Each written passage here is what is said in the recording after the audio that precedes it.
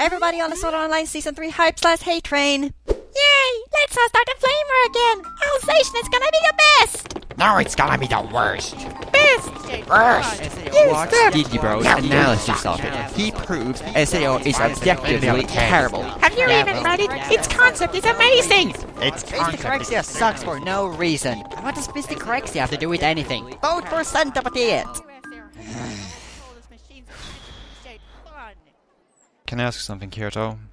Why did you agree to put up with this? Money. Ah. Right. So, this Alicization? The fourth and longest arc of Sword Art Online. Takes place after Motosorio, 7 volumes out so far. I see. So, what about... Also, it's not over yet, so any review of it that might be released right now wouldn't be able to cover the arc in its entirety. Right. That's unfortunate. Which is why I cannot believe that you decided to make this video in spite of that. I've been asked to review it like 20 times. Fantastic. The trolls are gonna have a heyday with this. I'm gonna go farm resistance against Carmen's gear. Sure. You do that. I'll just play the intro music in the meantime. By the way, slight disclaimer. They had only translated up to the 14th volume when I wrote this review, so this video will only address volumes 9 through 14. Oh, and speaking of intros, isn't it a bit out of place to force in so much music in a review about a novel? Like, books don't even have music. Because it makes for more entertaining videos, okay? Now please just be quiet.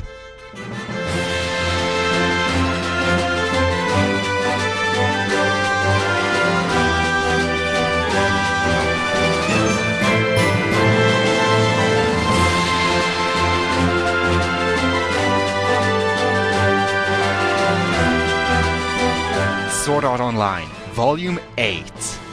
It's just that stupid side story fill volume called Early and Late that got shoehorned in between Motosorio and Alicization.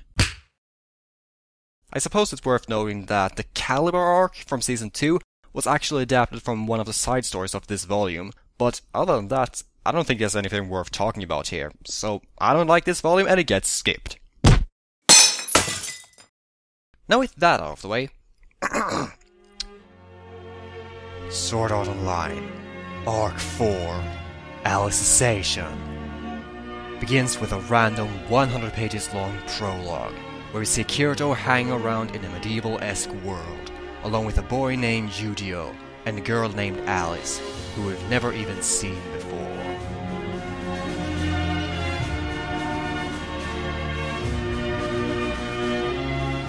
Okay, that's one way to try and grab the reader's attention, I guess? Following that, the second prologue, which is also about 100 pages long, eventually begins with Kirito and Asuna, who, after the events of Phantom Bullet and Motosorio, are now finally trying to stitch together some sort of normal life. At this time, Kirito have recently gotten employed at a company called Wrath, who have been developing a groundbreaking new technology called the Soul Translator. This Soul Translator would allow the scientists working at the company to outright copy a person's soul, and then create an artificial intelligence with the ego and personality identical to the person whose persona they were copying. In order to keep these newly created AIs from going insane upon activation, however, they also had to put them inside a virtual world, titled Underworld, thereby tricking them into thinking that they were real people, and that this matrix system was the real world. It's almost as if they're setting up a virtual environment for someone to get stuck inside again, except that the other residents are AIs instead of players. How very plot convenient.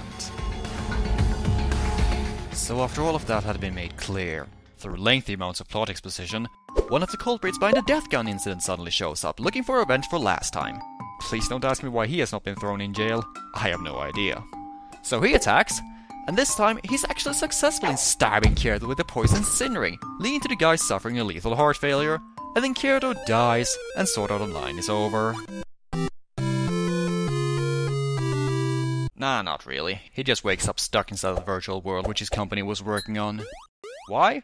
Because stuffing Kirito into a PC again was the only way to keep the poison from killing him. Apparently. So a short while after waking up in Underworld, Kirito runs into the arguably most important character of the Alicization arc, Yu-Gi-Oh! A nice and mostly completely average guy living in Underworld, Yu-Gi-Oh's wish in life is to rescue his childhood friend Alice, the second most important character of the Alicization arc, who got captured by the rulers of Underworld when they were young. Speculating that these rulers might also know of some way to log out from this world, Kyoto figures he might as well tag along with Yu-Gi-Oh to save this girl Alice. Now, note that I said that Kyoto is going along with Yu-Gi-Oh, not the other way around. Much like how Konoyuki was the main character of the Mother Soryo arc, it is Yu-Gi-Oh and Alice who are the main leads of Alicization, rather than any of the previous characters for the series. And then off the two go for adventures and questionably legal activities, such as murdering hordes of almost innocent goblins because they kidnapped one girl, raiding government property because the nation's leaders seemed corrupt, and attending Underworld Sword Training Academy to learn swordsmanship. This place feels uncomfortably similar to a Japanese high school. In the meantime, as Yu-Gi-Oh, Kyoto, and eventually Alice are busy toying around in Underworld, Asuna, along with Shinon, Leafa, and the other girls, are trying to figure out whatever actually happened to Kyoto's body in the real world.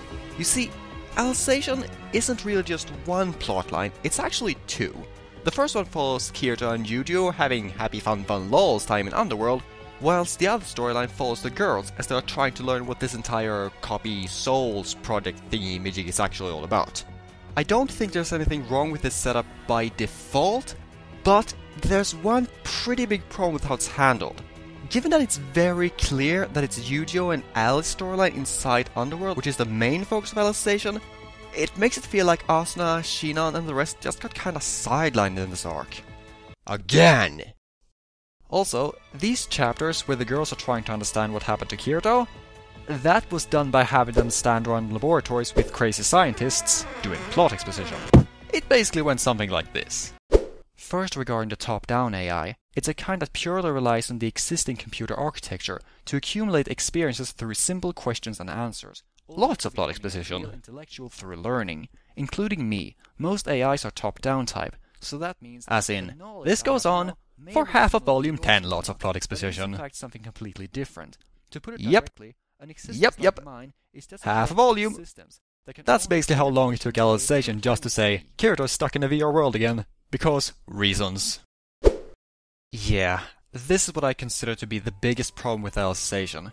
Its pacing. It's painfully slow, as everything in it is needlessly dragged out way more than it needs to be. It's definitely at its worst during the prologue part of Volume 9 and the first half of Volume 10, but this problem persists throughout the entire arc. Just as an example, later in the story, Kyoto and Yu-Gi-Oh ended up in what I can only describe as a major boss battle, and it lasted over 300 pages.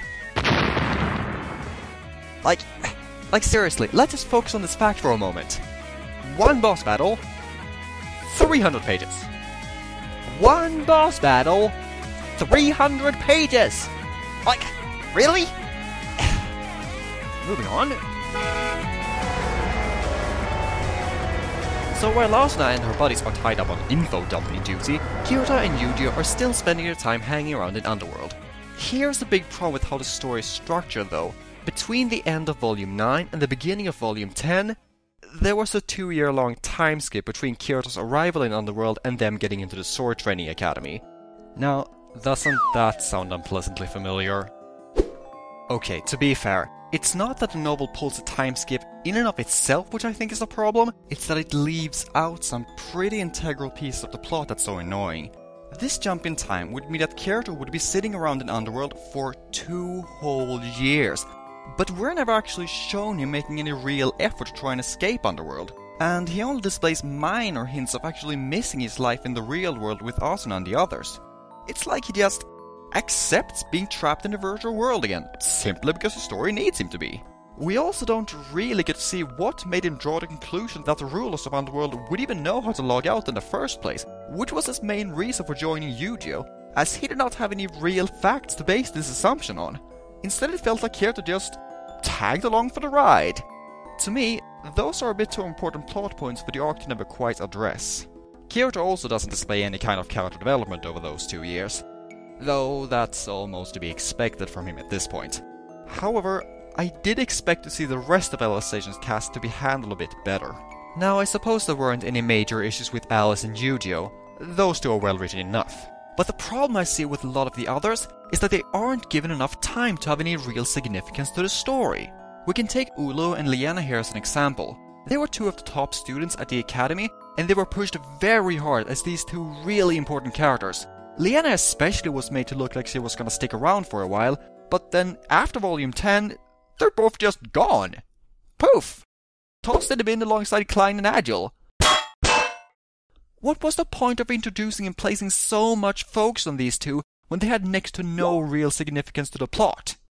And my absolute favorite example of this has to be Ronnie and Thesia, who sort of became Kirito and Yu-Gi-Oh's pupils at the Sword Training Academy.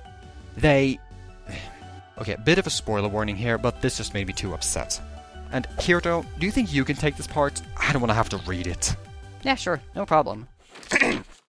No, no. Distorting her body, she tried to escape, but could not, as both her hands and legs were bound. Ryo's moist, naked white hand reached out and caressed Thesia's cheeks. At his side, Humber to fall after him onto the bed, was creeping his hand across Ronnie's legs. Yes, thank you, I think that's quite enough. More child molestation and Alicization it is. Yay! And then following this event, Kirito and Yuego attack the people assaulting the girls and then get tossed in jail as a result. And then we never see Ronnie and Thesia again. Ever. Like seriously, these two are only introduced in order to get raped, thereby giving Kirito and Yuego the motivation to commit a crime and then get tossed in jail. That's literally the extent of their purpose. Like, these two are not even characters, they're just plot devices for Christ's sake. Moving on.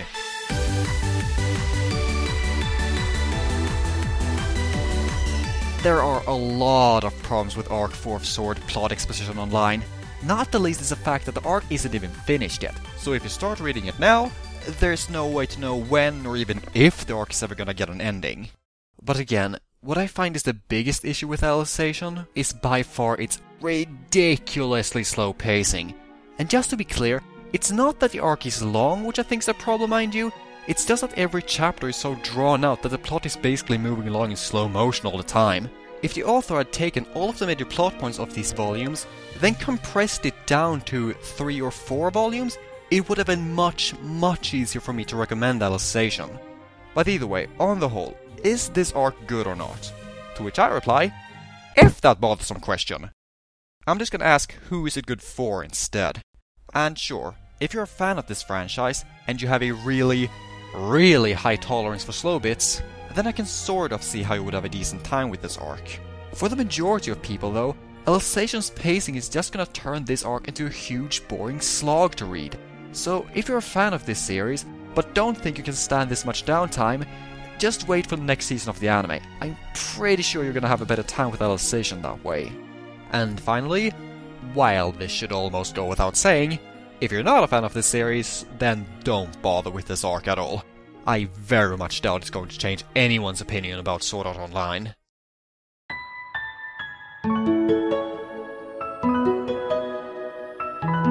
With all of that said though, I still think Season 3 can be tolerable. It can be. And by tolerable I mean I think Season 3 will be more or less on the same level as the last 2 seasons. And yes, there will be a Season 3 of Sword Art Online by the way, because given how much freaking money A1 Pictures must be making off this series, there's absolutely no way that they're not gonna make it unless they suddenly become allergic to money or something. Disclaimer, there are no news or confirmation of a 3rd season of the Sword Art Online anime at the time of this guy making this video, and all of this is just him speculating for the fun of it. Sorry. He's a teasing jerk. What I hope A1 Pictures does for Season 3 is to wait for the Alicization arc to finish in its entirety, then cut out a lot of the pointless downtime in the novels so that they can then fit it into 25-30-ish episodes. That would fix most of the major problems with this arc, and Season 3 could actually be pretty freaking great if they did that. That is what I hope that they end up doing. Unfortunately, there's also another distinct worrying possibility I see, and that's if they end up only adapting half of Alicization for Season 3, then end it on a cliffhanger, leading into a Season 4 of Sword Art Online. That would be a terrible idea in my opinion, because in that case, Season 3 and 4 are both gonna end up just as dreadfully slow as the novels, so fingers crossed that they don't do that. And there. With that, I'm done with Alicization. Thank you all for watching, despite this video being kinda long. I really appreciate it. Now I'm going to... This arc. But now what's the matter, Kirito? The review is done. There's nothing more to see here. This arc.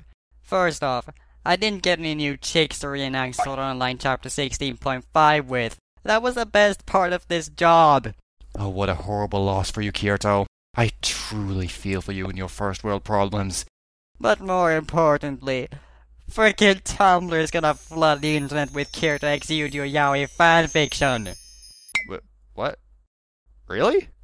Yeah, really.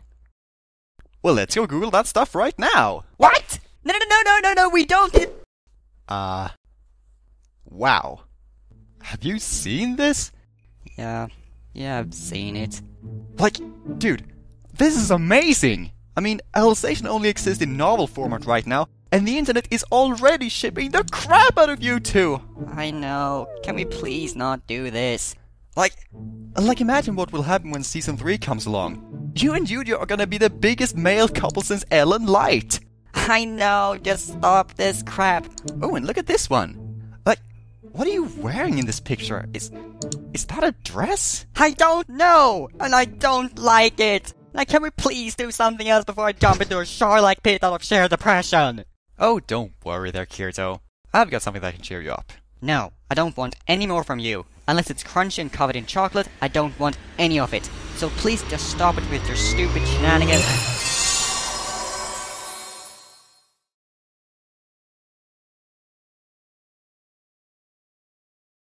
Feeling better? A little bit. Thank you.